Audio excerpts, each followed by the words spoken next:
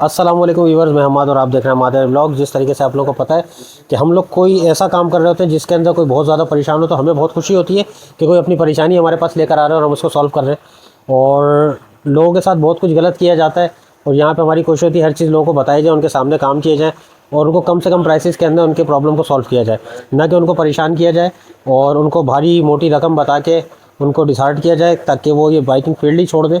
इस तरीके के काम किए जा रहे हैं आजकल।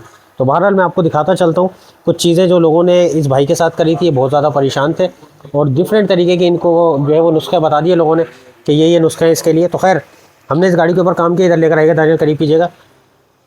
इस मोटरसाइकिल की बैटरी ख़राब हो गई थी और बैटरी कमज़ोर होने की वजह से इसका रेक्टिफायर चले गया। ठीक है, तो किसी भाई से जिनसे काम कराते थे, मैं किसी भी भाई को जो है वो का नाम नहीं लेता कभी भी, मेरी आदत है मैं किसी को वो नहीं बोलता कि कोई गलत है या सही है। उन्होंने जब इसका काम किया तो इन्होंने एक बैटरी इसके अंदर डालने का बोला कि बैटरी डाल लो आपका मसला हल हो जाएगा और चार्जर डाल लो। तो हमने जब इसको काम करने के लिए हमारे पास मोटरसाइकिल आया तो हमें पता था कि इस बाइक के अंदर खाली बैटरी और चार्जर का प्रॉब्लम नहीं है, क्योंकि अगर बैटरी आपकी ख़राब हुई है तो ऑब्वियसली चार्जर वो है लोड लेना शुरू कर देता है। तो चार्जर ने अगर लोड लिया तो उसकी वजह से मसला है। और जब चार्जर आपका, जिसको आप लोग चार्जर बोलते हैं, बेसिकली वो रेक्टिफायर यूनिट होता है, और जब आपका रेक्टिफायर ख़राब होता है तो ऑब्वियसली वो डायरेक्ट जो है वो कड़े के ऊपर डायरेक्ट बैटरी चार्ज होना शुरू हो जाती है। तो वो भी दिखा देता हूँ। दानियल ज़रा करीब लेकर आइएगा। तो ये देखें, जैसे इसके अंदर स्टार्टर कॉयल होती है। मैंने आप लोगों को पहले ही वीडियोस में शॉर्ट्स में बना के दिखा चुका हूँ कि स्टार्टर कॉयल ख़राब क्यों होती है, क्या वजूहत होती है। तो इसकी स्टार्टर कॉयल ख़राब हो गई थी और कमज़ोर हो चुकी है, तो अब ये भी चेंज करनी पड़ेगी, इसका चार्जर भी चेंज करना पड़ेगा, यानी कि रेक्टिफायर भी चेंज करना पड़ेगा, इसकी बैटरी भी चेंज करनी पड़ेगी। अब ये सारी चीज़ें चेंज कर देने के बाद अगर किसी भाई के दिमाग में ख्याल आता है कि ये 3 चीज़ें हमने डाल ली तो ये मसला हल हो जाएगा, बिल्कुल भी ऐसा नहीं है।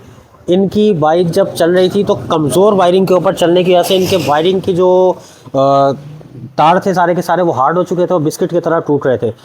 तो बहरहाल इसके अंदर छोटे छोटे से फॉल्ट्स मैंने देखे, मीटर के अंदर इश्यूज़ देखे। तो हमारी टीम ने ये सोचा कि इसको प्रॉपर तरीके से काम करना है इस मोटरसाइकिल के ऊपर, क्योंकि ये कई लोगों ने इनको देखने के बाद ये बोला था कि जी बस ये 2-3 चीज़ें डाल लें और आपका मोटरसाइकिल जो है वो अप टू डेट हो जाएगा। तो हम लोग अभी इसके ऊपर काम कर रहे हैं। दिखाएगा दानियल। इस तरीके से हम लोगों ने अभी टेस्टिंग के लिए ये लीड बना के एक डाली है, ठीक है ना। इसी तरीके से इसकी न्यूट्रल की, फेस की सारी लीडें बन के डलेंगी। लीडें बनने के बाद दानियल और करीब लेके आइएगा इधर।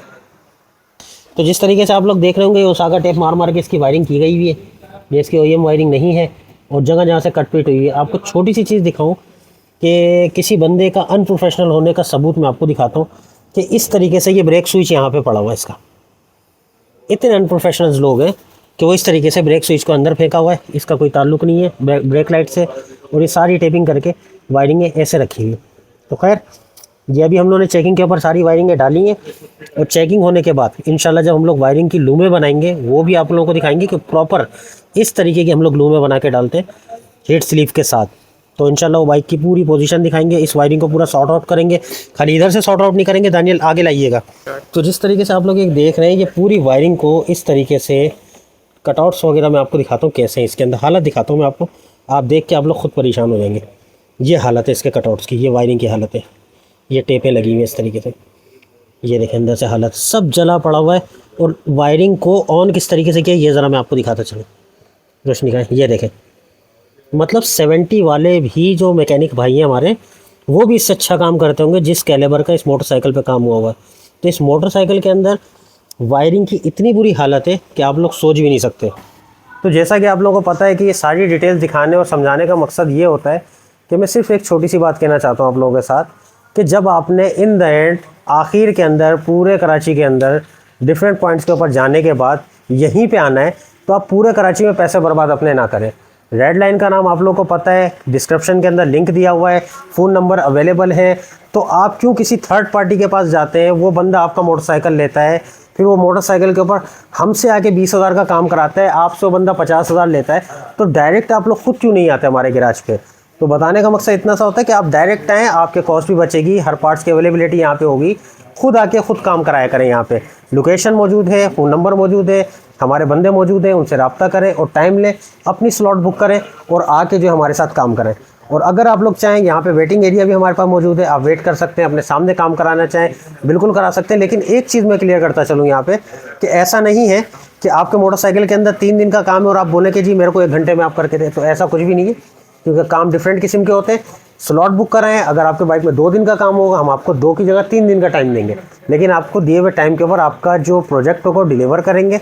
तो कोशिश किया करें, अच्छी सिलेक्शन करें और यहाँ पे गैराज के ऊपर विजिट करें और हमारे काम को देखें और हमारे काम की नौइयत को देखें। तो इंशाल्लाह नेक्स्ट वीडियो में मुलाकात होगी। मुझे इजाज़त दीजिएगा। अल्लाह हाफिज़।